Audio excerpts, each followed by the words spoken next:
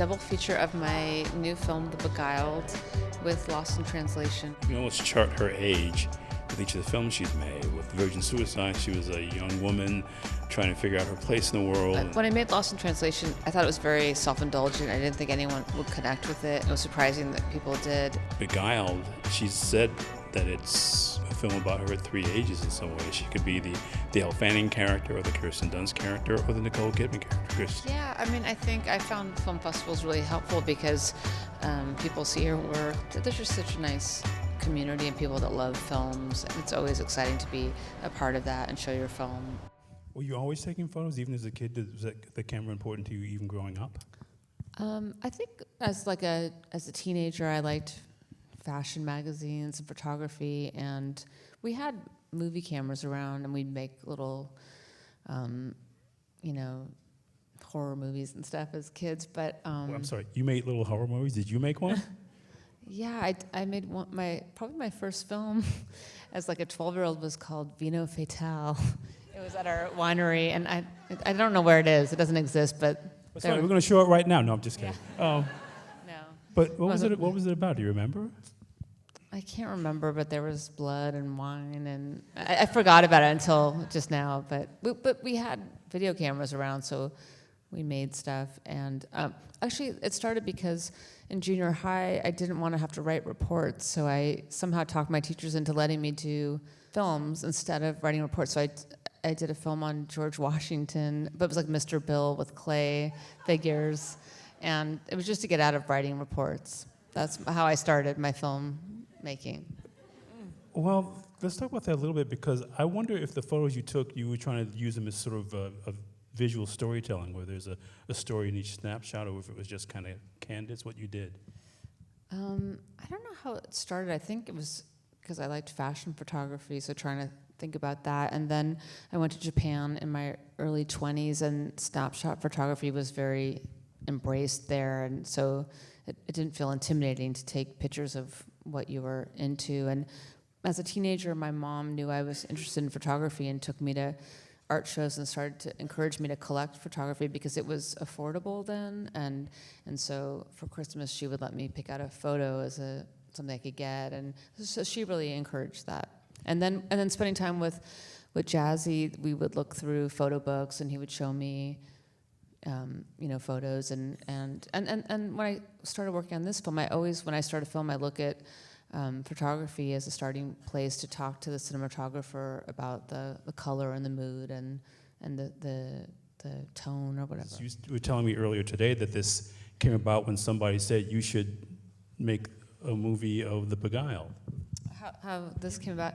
Yeah, my friend Ann Ross, who is a production designer who did this film, and we've known each other for years. I never knew about The Beguiled, and she said, I saw this Don Siegel movie, you need to see it, I think you need to make a new version of it.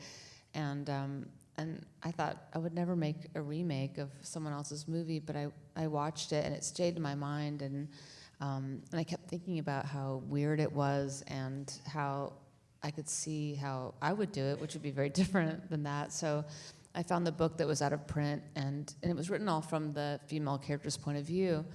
And of course, I thought it would be interesting to see the story from their point of view, and in this house of these women all together, and this stranger comes in and how it affects them. So really just to focus on telling the story through them. The South is very exotic to me, and the whole kind of Southern Gothic genre, and how to do something that was much more plot-driven and so much more dialogue, and in a genre that was something I never did, but how to do that in my own style. When did you see Don Siegel's version of the film? Do you remember? I think it was like 5 years ago. It was after I did the Bling Ring, and she told me about it, and I was kind of thinking of what to do. I knew after I did that movie, I wanted to do something beautiful. That's all I knew. I wanted to do something that was really beautiful, because that movie was in such a tacky, ugly world, and I wanted to cleanse myself. I wanted to do something beautiful. So that was my starting point. Yeah, Southern Gothic about murder is much more beautiful than Calabasas. Talk about, for me, the casting. Because I was wondering if you wrote for these actors, or if you knew you wanted to work with Nicole Kidman at some point, and revisiting your relationship with Kirsten. Just talk a little bit about that. Yeah, when I first thought about how I would do that movie, I thought, oh, we could get Kirsten to be the teacher, and Elle Fanning I worked with when she was 11, and I thought, oh, now she's old enough to play the oldest student, and I've always loved Nicole Kidman, and Had you met her before this, or? I'd met her in passing, and when I was gonna, for a moment, work on The Little Mermaid, I wanted her to be the sea witch, like a diva sea witch, and so I'd wanted to work with her, and I always loved her, especially in To Die For. I thought she's so good when she's twisted, and so I thought of her when I was writing the part, and it helped me to write the part, to imagine them, and then I was so excited when she agreed to do it, and to see her on set like exactly how I imagined, but then she brought so much more to it, and she made the character really human and emotional, so all the actresses brought so much more to it than I could imagine, and then I met Colin Farrell. I didn't know who the guy would be, and I met him, and he was so charming and charismatic. And in the book, the character was an Irish immigrant, so him speaking in his real accent, I thought, just brought more to it. Yeah, talk about finding those young girls, too, because they're all so good in it, and you want to try to find kids who don't seem so actory, so they're not trying too hard. Oh, yeah, I have a great casting team, and Fred Roos, who's a great consultant, and we met so many young actresses, and then to find the group that they worked well together and each had their own personality and didn't look too similar, and so it's like a balance out of meeting. There were so many great young actresses, and two of them were in Matilda on stage on Broadway. The little girl Amy was Matilda. She's a Tony Award-winning actress. You were telling me earlier that you were asked about doing a version of this movie for a 6-year-old. Oh, yeah. So Anne, my friend, the production designer, also has a first grader, and we both have daughters that were 6 during the filming, and they came to visit set, and she said, oh, I want Elsa, her daughter, to know what we've been working on. Could Sarah make a version for them? So Sarah Flock, the editor, cut a 6-year-old version of the Beguiled. It's like 30 minutes long, because I didn't want it to be too, and somehow, I haven't seen it yet, but Sarah really is like, I really think I found the way for the plot to work without showing anything inappropriate, so I'm curious. I have not seen it yet, but there is a 6-year-old version of the Beguiled.